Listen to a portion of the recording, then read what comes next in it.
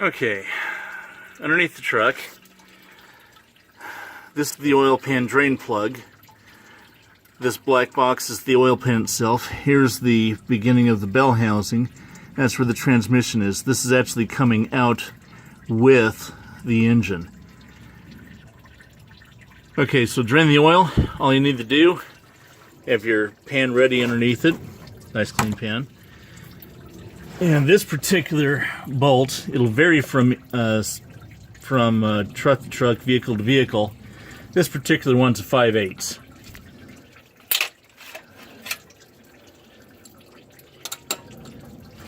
So you just need your ratchet. Put that on.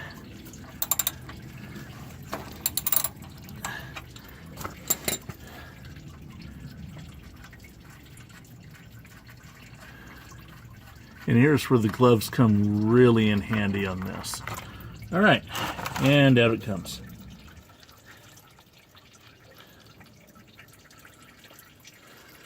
It's very common to drop the bolt into the oil pan with this. So if you do that, you're just going to have to retrieve it however you can. Just gonna put that here.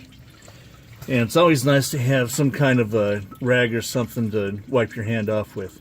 Anyway, we'll just let that drain out.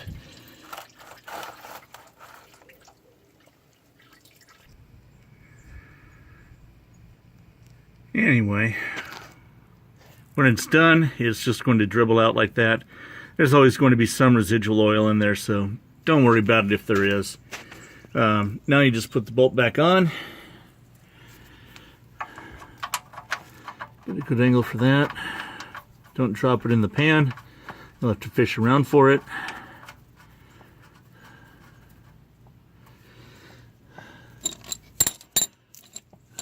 All right, go back to your ratchet and just tighten it a little bit. It doesn't need to be super tight. This is not going to hold on a lot of really, it's not going to hold on heavy parts or be torqued. Next up underneath the truck is, here's the oil pan, close-up angle, bell housing. Oil pan's just forward of the bell housing.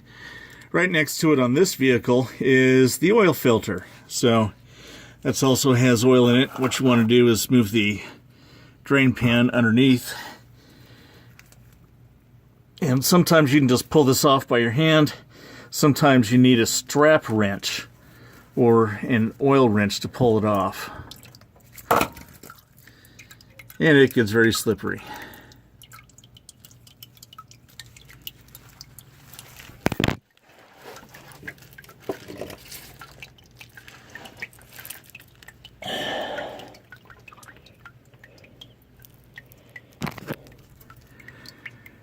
Had to set that down. Okay, and the reason why this looks reddish is because this engine was a replacement that I had put in, and we tried to flush out some of the metal inside that we suspected was in there, and so we put in hydraulic fluid in with the oil just as a flush, and this oil filter was sacrificial anyway. But as it turns out, the engine rebuild was faulty, and there's a bent exhaust valve in there and possibly also some loose rods, but we're going to replace it with the crate engine that just came in that I hauled up the driveway, and this is going to be the procedure that we're doing it all in. So get that all out so it's not going to drip all over everything, but like I said, I've already made a mess.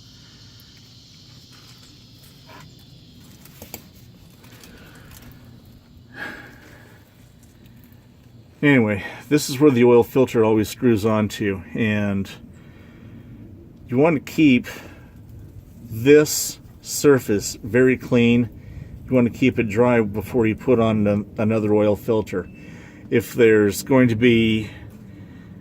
any kind of damage or contamination there, dirt, dust, whatever, it's not going to seal properly, and you're going to have a leak, and you'll definitely do not want to leak out all your oil like what happened with this one, because it's going to cost you an entire engine, and if you're doing it yourself, several weekends sometimes to get this done, depending on what breaks and what you don't have. Sometimes you're going to have parts that need to be replaced on it and no one has the part.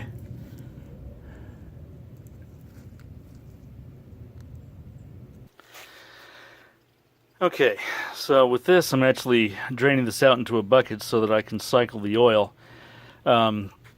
This is, since it's mixed with hydraulic fluid, what I'm going to do is use this for my machine shop.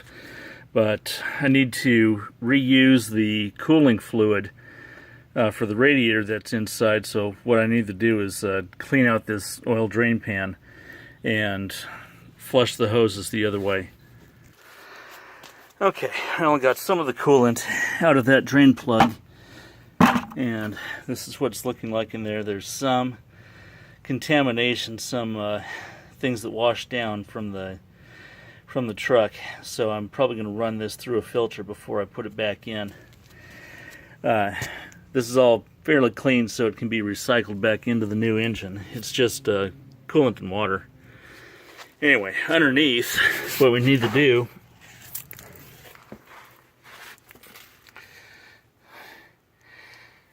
this is the bottom of the radiator. We need to pull this hose off, and that's going into the engine back here. And up there is the actual reservoir itself.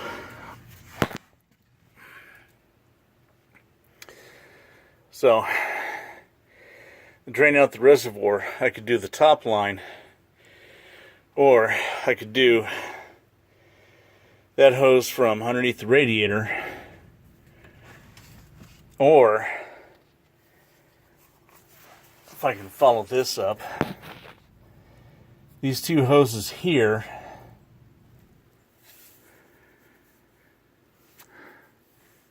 follow all the way down under here, and they actually go into the cooling housing. And yes, that's where we pulled the oil from, but that's also to cool off the oil. So it circulates around in there, and that cools off the oil and goes back up to the radiator. So what I think I'm going to do is actually pull one of these lines over here and let it drip from underneath.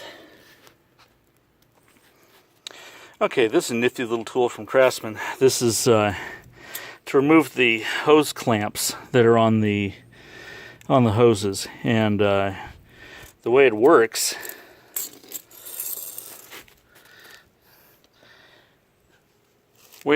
you squeeze the handle and the jaws will compress, and depending on the diameter of the hose you can use the larger side or the smaller side. Obviously the smaller hose is going to go on the smaller one, the larger one is going to use the larger one. So let's try it out.